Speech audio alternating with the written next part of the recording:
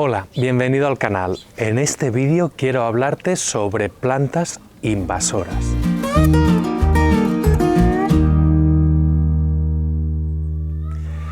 El concepto actual de planta invasora que usamos está cargado de valores ideológicos, culturales, económicos y en realidad la ciencia, aunque solemos creer lo contrario, tiene poco peso en la mayoría de ocasiones. No digo que no hayan estudios científicos sobre plantas invasoras, claro que los hay y muchos. Lo que quiero decir es que de esos estudios a las famosas listas de plantas invasoras hay muchísima distancia. Voy a empezar este vídeo por el final, por la conclusión. Yo sí creo que existen las plantas invasoras, por supuesto. Lo que pasa es que son muchas menos de las que solemos considerar. Se dan en lugares muy concretos y son especies muy puntuales. Yo creo que habitualmente el 80% de lo que llamamos invasor en realidad no lo es. Realmente nos hemos pasado de frenada con este término. Y además, en los últimos años, muchos horticultores aficionados, o mejor dicho, apasionados, hemos reformulado nuestro lenguaje y ya no utilizamos el término mala hierba, ¿verdad? Lo sustituimos por planta adventicia o cualquier otro, porque nos hemos dado cuenta que en realidad las malas hierbas son plantas desordenadas, que tienen muchas utilidades y que nos aportan muchísimo. Ese concepto de mala hierba era intrínsecamente negativo. Pues tal vez la siguiente revisión podría ser el de planta invasora, ya que me parece que ese término es muy poco afortunado. Lo digo porque este concepto es intrínsecamente negativo. Y usándolo damos a entender que son plantas a erradicar y así se acaban justificando acciones como fumigar con glifosato, por ejemplo, que se hace mucho para acabar con las supuestas plantas invasoras, o salir al monte, tijeras en mano, a acabar con todos los ejemplares que nos encontremos en nuestro camino de aquello que consideramos que no debería estar ahí. Pero es que además de ser un término muy negativo que deja de lado todos los beneficios que puedan aportar estas especies, es que lo usamos de una forma muy laxa. Como te explicaré en este vídeo, la inmensa mayoría de veces que decimos que una planta es invasora, en realidad no lo es. Objetivamente no es así. Y esto es lo que quiero argumentarte en este vídeo. ¿Por qué no estoy de acuerdo con esas listas o con muchas de ellas de plantas invasoras? ¿Por qué el término no me gusta? Y ¿por qué no justifico en la mayoría de ocasiones las acciones que se toman contra esas plantas? Eso sí, antes de entrar en materia, decirte que no niego el problema ecológico que suponen las plantas invasoras. Eso es una realidad. Tampoco digo que podamos plantar o sembrar de todo en cualquier sitio. De hecho, tener un huerto es una responsabilidad en ese sentido. Las personas que tenemos un huerto debemos ser prudentes, debemos ser, como no, responsables. Pero la forma de serlo es conocer en detalle cómo funcionan estas plantas en su entorno. Fíjate que distintas administraciones publican listas de plantas invasoras. Es curioso que de unas listas a otras pueden haber grandes diferencias. Si lo que es una planta invasora estuviera clarísimo, todas las listas serían iguales, al menos todas las listas que hacen referencia a un mismo lugar, pero no es así. Eso sucede porque hay disparidad de criterios. Entonces, ¿qué es una planta invasora? Bueno, pues académicamente, para que una planta sea clasificada como planta invasora, debe cumplir 3 puntos. El primero es que la planta debe ser expansiva. ¿Qué quiere decir esto? Pues que necesita prosperar en el nuevo ecosistema, pero además hacerlo de una forma muy eficiente, que tenga un gran crecimiento o una gran multiplicación. Esto sí que suelen cumplirlo la inmensa mayoría de plantas invasoras, o que llamamos popularmente invasoras. Lo que pasa es que con esta condición no es suficiente para llamarlas así. La segunda condición es que debe ser introducida. Debe ser una planta que venga de otro ecosistema distinto. Y esta introducción puede haberla hecho el hombre o, por ejemplo, un pájaro que ha dispersado una semilla o cualquier otro factor. Oigo muchas veces que la grama, por ejemplo, aquí en España, en el Mediterráneo, es una planta invasora.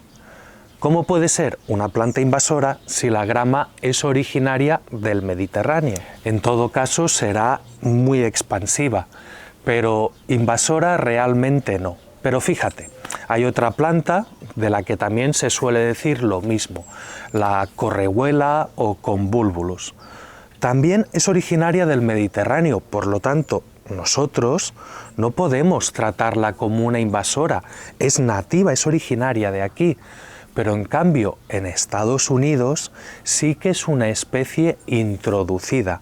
Entonces, ahí sí que se la podría tratar como invasora. Y el tercero, y muy importante, debe ser negativa para la biodiversidad del lugar.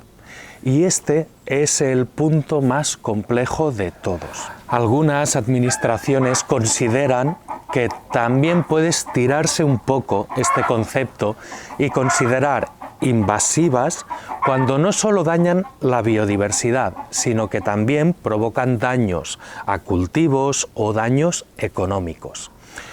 Unos ejemplos de esto podría ser, por ejemplo, el caracol manzana en los campos de arroz o, por ejemplo, aún mucho más extendido, el oidio de la vid.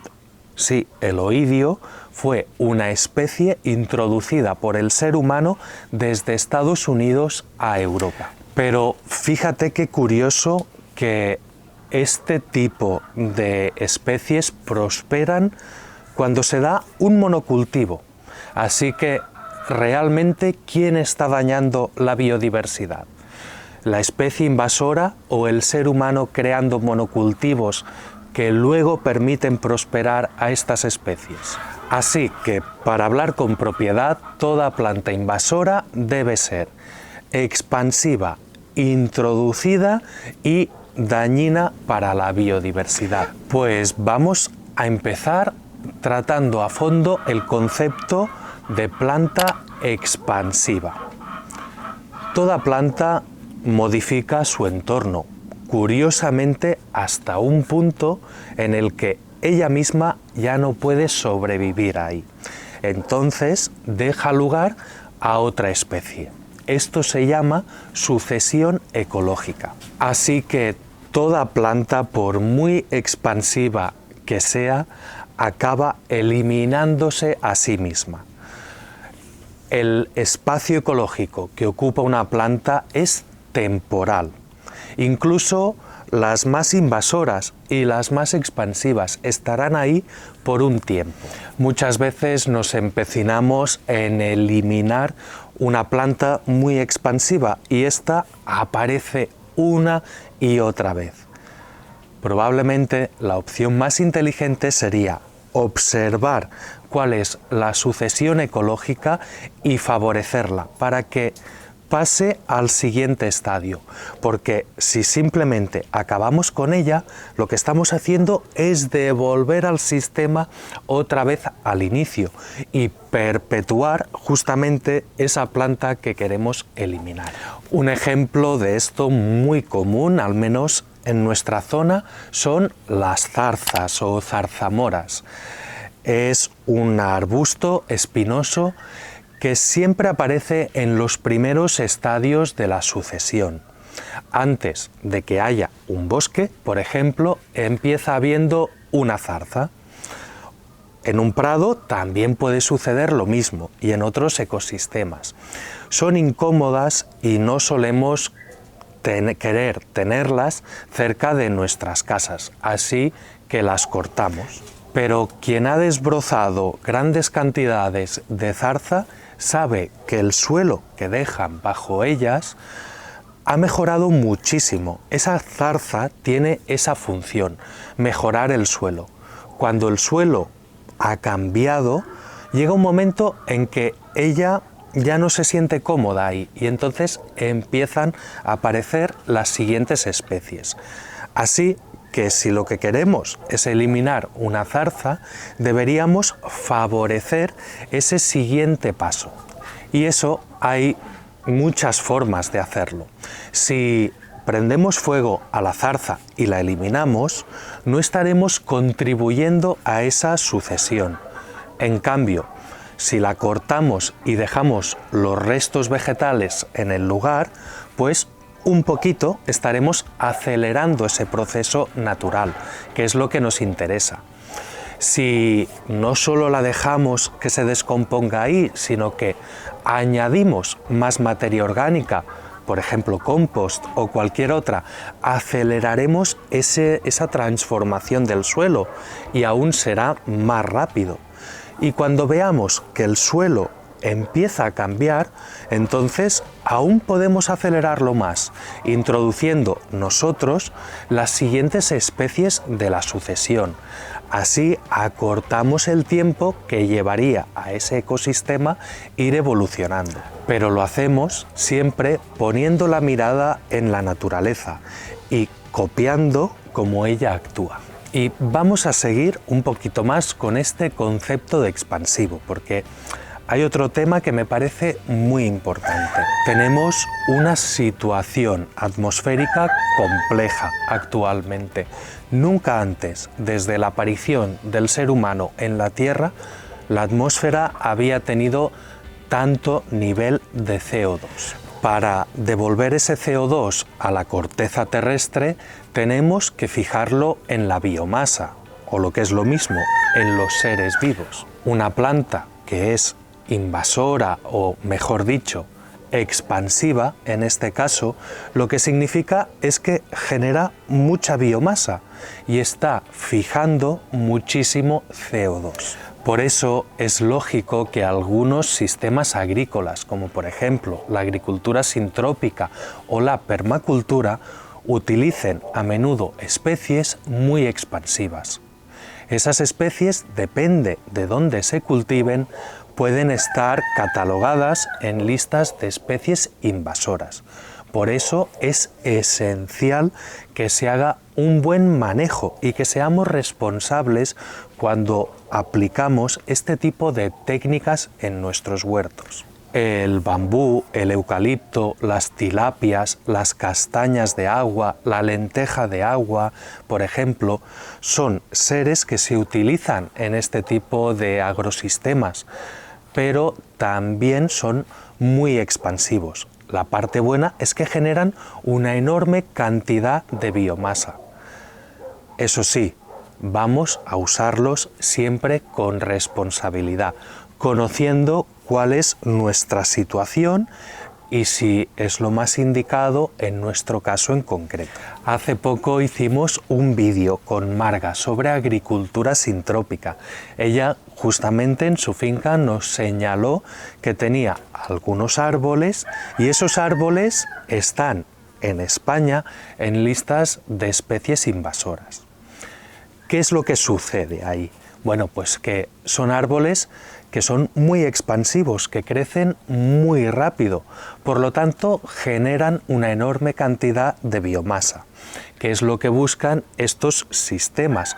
Para regenerar el suelo, en primer lugar, se debe generar mucha biomasa. Eso sí, Marga no les quita el ojo de encima, continuamente está podándolos para llevar al suelo esa biomasa, así que prácticamente no les deja crecer y es muy difícil que con ese tipo de manejo se puedan llegar a descontrolar. Una vez escuché a Chochi, el creador de Cocopelli, decir algo muy interesante que me quedó grabado y que con los años le veo cada vez más sentido. Él afirma que una planta invasora es una planta que ha venido porque tiene algo que aportar. Estas plantas llegan y prosperan porque hay un nicho ecológico que no se está aprovechando de la forma más eficiente. Ellas lo hacen y transforman el paisaje y posiblemente también transforman la biodiversidad, pero estos cambios siempre son temporales. Luego acabarán desapareciendo, sea en poco tiempo o en muchísimo tiempo, pero siempre acabarán desapareciendo, dejando tras de sí un ecosistema más avanzado. Y pasamos al siguiente punto. Toda especie invasora debe ser introducida. Como te he dicho antes, no podemos llamar especie invasora a plantas que sean nativas de nuestro lugar. A veces tendemos a exagerar un poco con los peligros de las plantas que vienen de fuera. Fíjate, estoy rodeado de unas tomateras, un chile que vienen de Centroamérica, que son introducidas, de un apio asiático, de unas albahacas por aquí abajo, africanas, de un Tanaceto feverfew de Estados Unidos, y ninguna de estas plantas se ha convertido en invasora. Un huerto es un muy buen ejemplo de plantas introducidas, pero no necesariamente de plantas invasoras. Te voy a poner un ejemplo que me parece curioso sobre plantas invasoras introducidas. En España trajimos con el tráfico que hubo de muchas especies desde Sudamérica y Centroamérica, los cactus mexicanos del género Opuntia, lo que allí se conoce como nopales y aquí los conocemos más bien como tunas o chumberas. Llevan 500 años ya en este lugar y los seguimos considerando una planta invasora. Realmente se ven y hay muchísimos, pero si en 500 años se ha mantenido esta población, ¿realmente podemos considerarlos invasores? ¿Realmente van a abarcarlo todo? Hoy en día existen algunos lugares en los que esta planta se está expandiendo muchísimo, pero si hace ya 500 años que está aquí, deberíamos preguntarnos si se está expandiendo por ser ella misma invasora o si se está expandiendo porque nosotros hemos modificado ese entorno. Este mismo cactus, que se considera un problema en algunos sitios, por ejemplo, tiene una propiedad positiva y es que en zonas litorales, en sistemas de dunas, contribuye a fijar la arena y a que esas dunas pues no se muevan.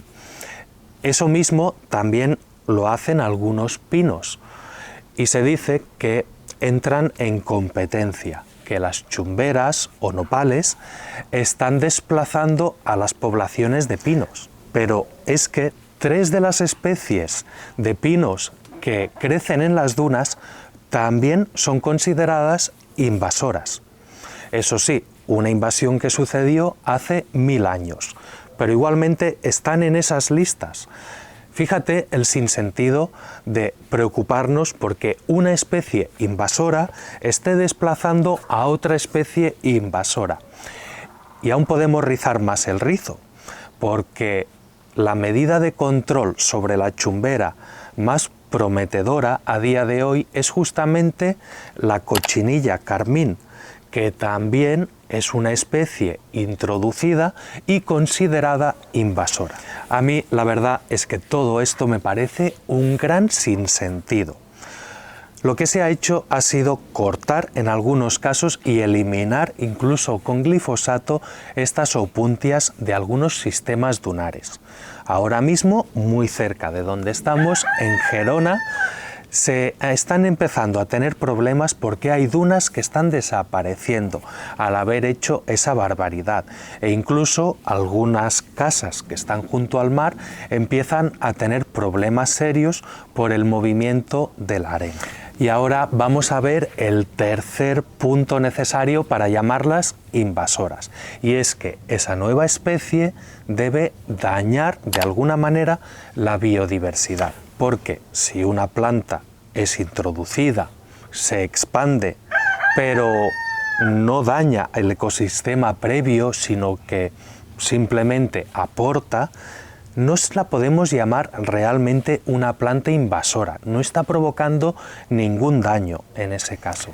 Desde la ciencia así es como se entiende este concepto, pero este es también el punto más complicado, porque en realidad en todos los casos de plantas invasoras, la planta puede dañar en algunos aspectos, pero puede aportar en otros. Y aquí la dificultad está en valorar, en poner en la balanza todas las cosas positivas y todas las negativas para acabar entendiendo si podemos considerar que el cómputo global es un daño o un beneficio. Los estudios científicos son muy específicos, extremadamente se fijan en algo muy concreto. Difícilmente se puede abarcar desde un punto de vista científico de un estudio algo tan sumamente amplio como todos los efectos que tenga una especie en un nuevo ecosistema. Eso sería un trabajo prácticamente imposible. Entonces, desde las administraciones muchas veces se escogen los estudios que indican el daño, pero se minimizan aquellos que demuestran la parte positiva de esa especie. Por eso, rápidamente se le da peso o se tiene en cuenta los aspectos que convierten a esa especie en invasora. Te pongo el ejemplo del famoso cangrejo de río americano, que aquí en España es una especie considerada invasora. Este cangrejo fue introducido por el hombre, accidentalmente se expandió y desplazó en muchísimos lugares al cangrejo de río autóctono. Se hicieron estudios, se demostró y se llegó a la conclusión de que era una especie invasora porque dañaba la biodiversidad, estaba desplazando al cangrejo autóctono.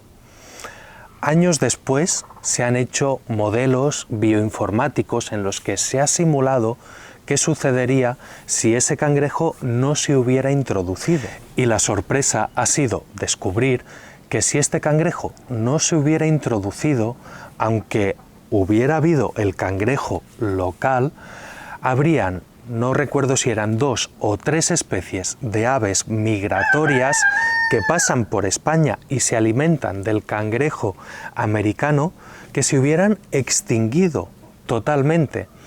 Entonces, aquí podemos poner en la balanza qué preferimos: tener los ríos con el cangrejo autóctono o 2 o 3 especies de aves en peligro extinguidas.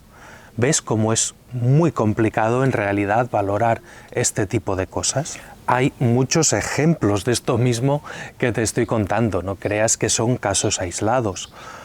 Sabemos que hay especies de abejas solitarias que solo polinizan una especie de flor, de planta. Ambas especies, su supervivencia depende la una de la otra. Ni la planta puede sobrevivir sin esa especie de abeja, ni la abeja sobrevivirá sin esa especie de planta. Hay cientos de estas abejas solitarias muy especializadas en un tipo de flor. Claro, estas son situaciones de mucha fragilidad, porque si una de las dos falta, la otra se va a extinguir.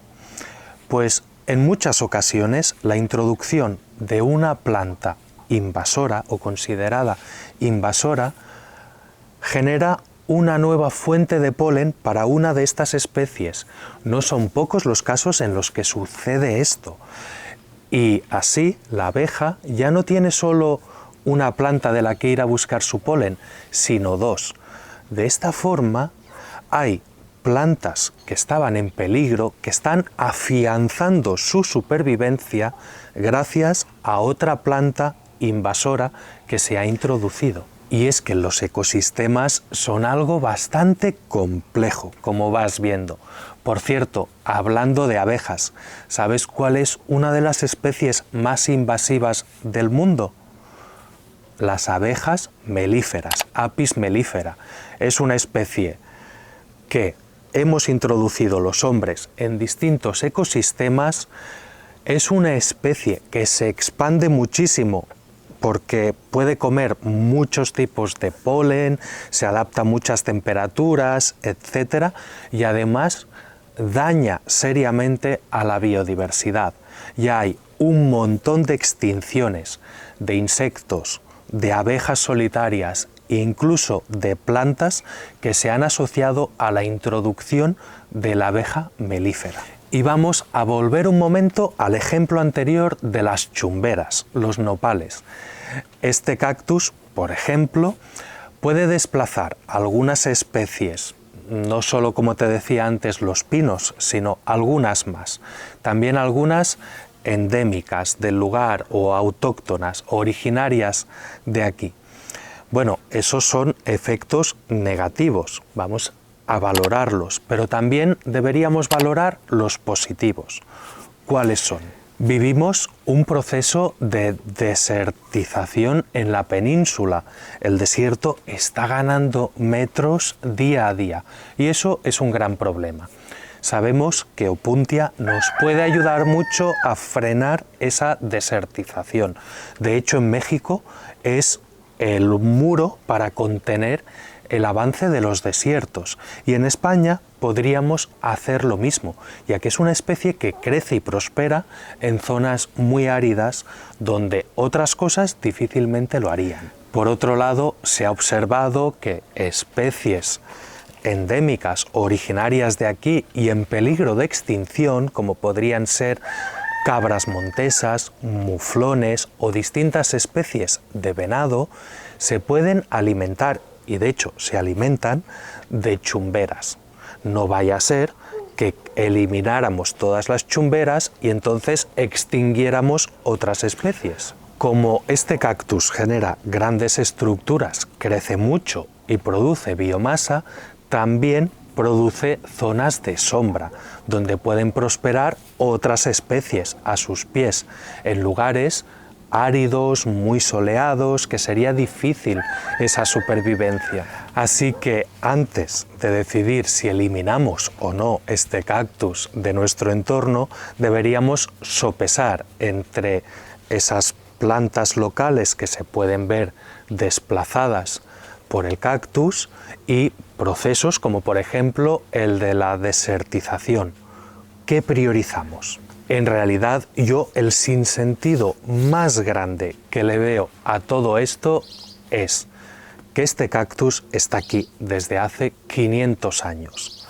En México es una planta que es ampliamente aprovechada, de hecho es una parte importante de la economía agrícola del país, pues en España la población en general no sabe que los cactus del género Opuntia, sus palas, sus tallos, pueden comerse, están muy buenos.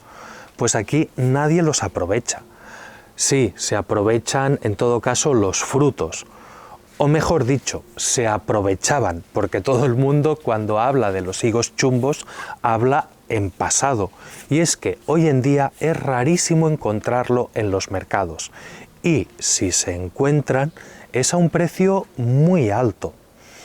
¿Cómo puede ser que nos estemos planteando erradicar una planta de aquí tan útil y con tanto provecho sin antes haberla usado, haberla explotado? Vamos a aprovechar este recurso que hace 500 años que tenemos. ¿Por qué en México sirve como forraje para el ganado y nadie se lo ha planteado aquí en España?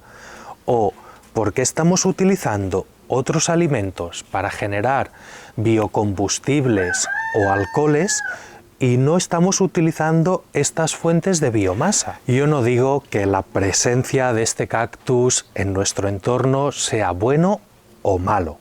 De hecho, creo que si valoramos a las especies mal llamadas, en mi opinión, invasoras como algo malo o algo bueno, nos vamos a equivocar siempre.